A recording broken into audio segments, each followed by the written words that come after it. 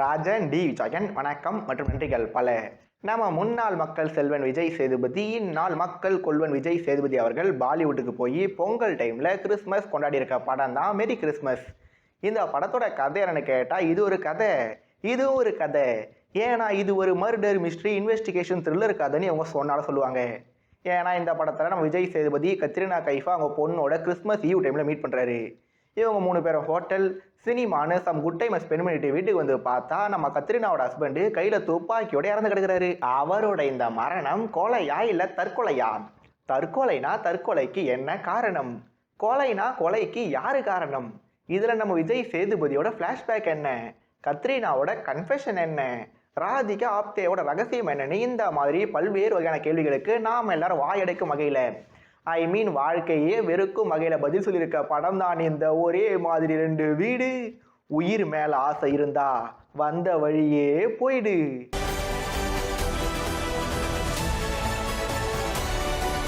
Merry Christmas இது தமிழ் படமா இல்லை ஹிந்தி படமா?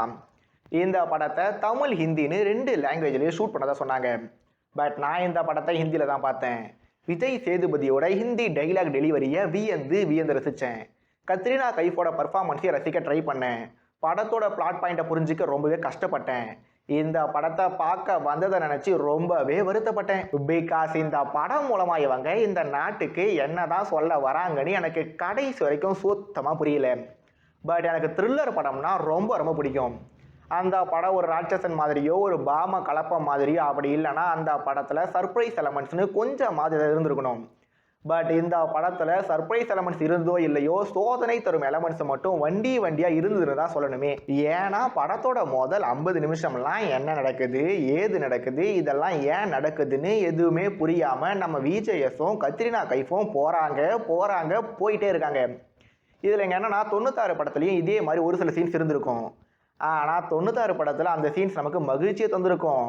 ஆனால் இந்த மெரி கிறிஸ்மஸ் நம்மளை வருத்தத்தில் தான் அழுத்திருக்கு. சரி, கதையை எங்கெங்கேயோ நகர்த்தி ஒரு வழியாக மெயின் பிளாட்டுக்கு வந்துட்டாங்களேன்னு யோசிச்சா அதன் பிறகும் படம் நமக்கு சுத்தமாக ஒர்க் அவுட் ஆகலை. உண்மையை சொல்லணும்னா ஆன் பேப்பரில் அவங்க சொல்ல வர தியரி ஒரு மாதிரி இன்ட்ரெஸ்டிங்காக ஃபீல் ஆகலாம். ஆனால் எக்ஸிக்யூஷன் வைஸ் பார்த்தா அதை ரொம்பவே சுமாராக ஸ்க்ரீனில் கொண்டு வந்து நம்மளை மறுபடியும் சோகமடைய வச்சுருக்காங்க.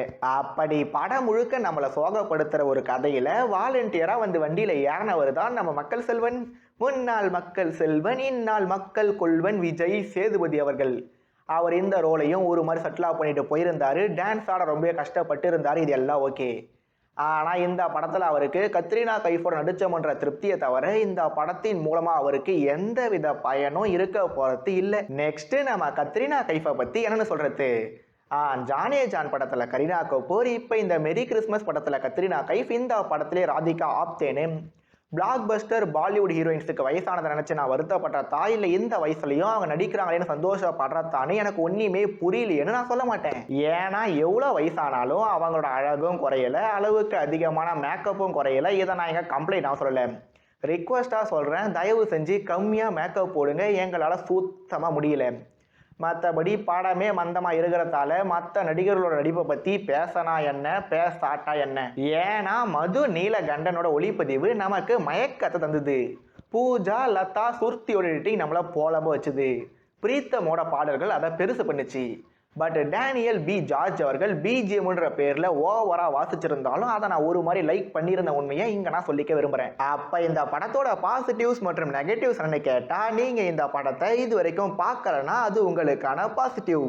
நான் இந்த படத்தை போய் பார்த்தது எனக்கான நெகட்டிவ்.